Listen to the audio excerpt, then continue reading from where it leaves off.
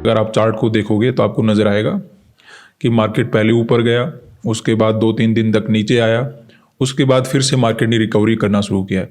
अब ऐसे में हमें समझना होता है कि मार्केट का टोटल यहाँ पे रिकवरी करेगा या फिर से मार्केट गिरावट करने वाला है।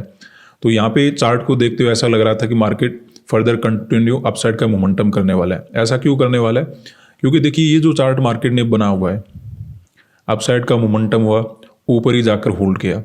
तो ऐसे में होता है कि बायर मार्केट के अंदर आ जाते हैं, इसमें कोई दो राय नहीं। ऐसे चार्ट में नॉर्मली बायर आ जाते हैं।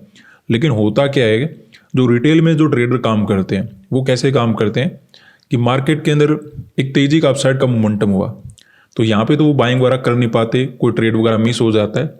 लेकिन जब ऑलरेडी मोमेंटम हो जाता है तो यहाँ पे कोई भी अपना बाइंग का ट्रेड बनाता नहीं, क्योंकि नहीं, डर लगता है कि मार्केट कहीं गिर ना जाए या फिर ऑलरेडी प्राइस निकल चुका है, यहाँ पर बाइंग करके हमें कितना बेनिफिट मिलेगा, मे भी मार्केट ऊपर जाए या ना जाए।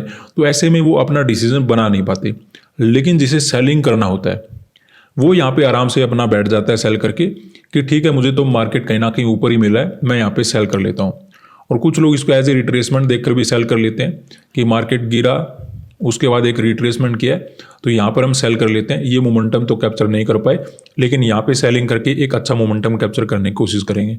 तो चार्ट को देखकर ऐसा लग रहा था कि यहाँ पे बायर की पोजीशन कम बनी होगी, यहाँ पे सेलर की पोजीशन हो सकती है, क्योंकि मार्केट ने काफ़ी देर तक टाइम स्पेंड किया है। तो इसमें यहाँ पे अच्छे खासे सेलर एक्टिवेट हो जाते हैं कि अभी तो ब्रेकडाउन होने वाला है, मार्केट में वीकनेस आने वाली है। क्योंकि हम नॉर्मली ऐसे ही मार्केट को देखते हैं कि ऊपर गया तो नीचे आ जाना चाहिए, नीचे गया तो ऊपर चला जाना चाहिए। तो ऐसे नहीं होता। मार्केट के अंदर हमें देखना होता है कौन ट्रेडर कहाँ पे बैठा होगा।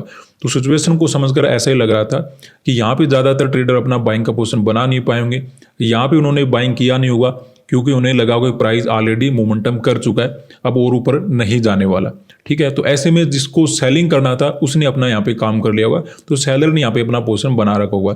यहाँ पे जो भी बाइंग वगैरह करके बैठे थे वैसे भी काफ़ी अच्छे प्रॉफिट बैठे थे, उसको हम डायरेक्टली टारगेट कर भी नहीं पाते। तो ऐसा समझते हो यहाँ पे हमने कोल्ड साइड का मार्केट के अंदर ट्रेड बनाया।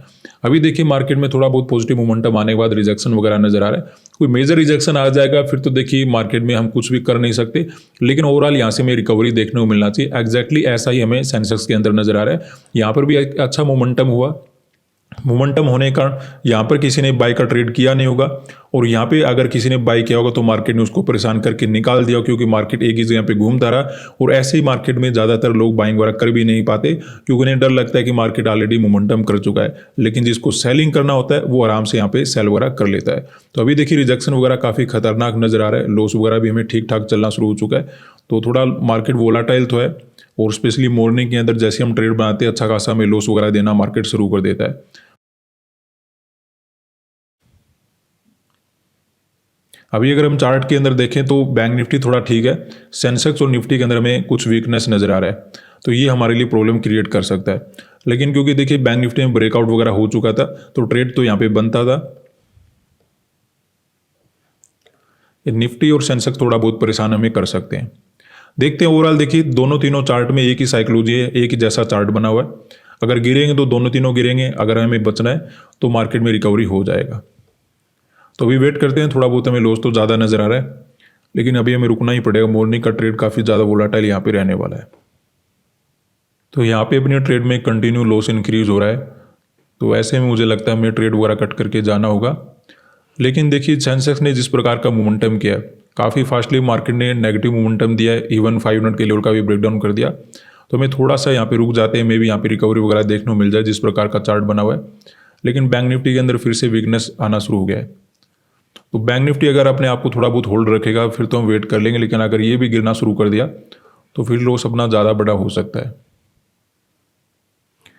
देखते हैं, ये एक बहुत बड़ा ट्रैप हो सकता है मार्केट में, और ट्रैप से बचने का एक ही रास्ता कि हम थोड़ा सा यहाँ पे टाइम दें मार्केट को रिकवरी वगैरह होने का। डायरेक्टली भागेंगे तो हम बच नहीं पाएंगे। तो थोड़ा बहुत हम यहाँ पे लॉस तो हमें ज़्यादा देखना पड़ सकता है, लेकिन कंडीशन को देखते हुए हम यहाँ पे वेट करेंगे। ज़्यादा बड़ा तो लॉस मैं लेने की कोशिश तो नहीं कर रहा हूँ, लेकिन क्या करें, चार्ट में प्रोबेबिलिटी ऐसी बनी हुई है, यहाँ पे मैं रुकना ही पड़ेगा।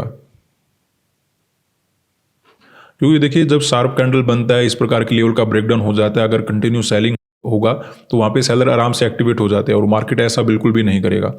तो यहाँ पे ऐसी सिचुएशन को देख के मैं रुकना पसंद करूँगा, लेकिन हाँ नज़रें यहाँ पे बनाए रखेंगे मार्केट में। अगर बैंक निफ्टी में फर्दर वीकनेस रहा तो फिर हमारे लिए समस्या बड़ी हो जाएगी, क्योंकि यही एक मार्केट था जो हमारे लिए पॉजिटिव था। अदरवाइज सेंसेक्स और निफ्टी तो पहले भी नेगेटिव थे। देखते हैं, थोड़ा बहुत हम रुकेंगे, या तो बच जाएंगे या फिर लॉस हमें हल्का सा ज़्यादा लेकर जाना पड़ेगा। यहाँ पे हमें अपने ट्रेड को कट करना ही होगा, क्योंकि हमें जो थोड़ा बहुत रिट्रेसमेंट वगैरह होता हुआ नज़र आता है वैसा कुछ हुआ नहीं। तो अब हम यहाँ पे और ज़्यादा रिस्क नहीं रख सकते, क्योंकि मार्केट के अंदर ऑलरेडी हमें लॉस बहुत बड़ा नज़र आ रहा है। थोड़ा बहुत मैंने वेट इसलिए किया क्योंकि मार्केट में देखिए 500 का डायरेक्टली ब्रेकडाउन हुआ था। तो ऐसे में मार्केट में कभी कभी क्या होता है, छोटा मोटा ब्रेकडाउन होता है और तुरंत वहाँ पर रिकवरी आ जाता है। तो मुझे केवल सेंसेक्स और निफ्टी में रिकवरी चाहिए था। बैंक निफ्टी तो पहले थोड़ा पॉजिटिव था, लेकिन उसके बाद बैंक निफ्टी ने भी गिरना शुरू कर दिया, तो हमारी ट्रेड यहाँ पे बच नहीं पाई। हमने जो मार्केट के अंदर बाइंग किया था वो इसीलिए किया था कि ये जो चार्ट मार्केट के अंदर बना हुआ है, हालांकि ये पॉजिटिव चार्ट है, लेकिन यहाँ पे बायर ज़्यादा आए नहीं होंगे जिस प्रकार का यहाँ पे सिचुएशन बना हुआ था।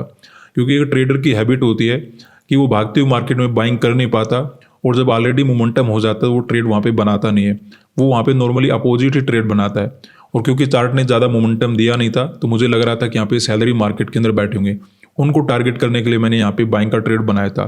बैंक निफ्टी ने पॉजिटिव चलना शुरू कर दिया था, तो मैं प्राइस को मिस नहीं करना चाहता था कि मैं जल्दी से ट्रेड करूंगा, क्योंकि जैसे ही अगर यहाँ से रेजिस्टेंस वगैरह लेकर गिरता है या कुछ रेजिस्टेंस वगैरह लेता है तो फर्दर हमें ब्रेकआउट वगैरह ही मिलना चाहिए। हमें लगा कि सेंसेक्स और निफ्टी के अंदर थोड़ा बहुत वीकनेस तो है, लेकिन यहाँ पे भी हमें रिकवरी वगैरह में भी जल्दी देखने को मिल जाएगा। लेकिन ऐसा ना होकर मार्केट ने कंटिन्यू सेलिंग करना शुरू कर दिया, तो उस वजह से हम बच नहीं पाए। अभी रिकवरी हुआ है लेकिन ट्रेड कट हो गया, तो अब क्या करें इसका।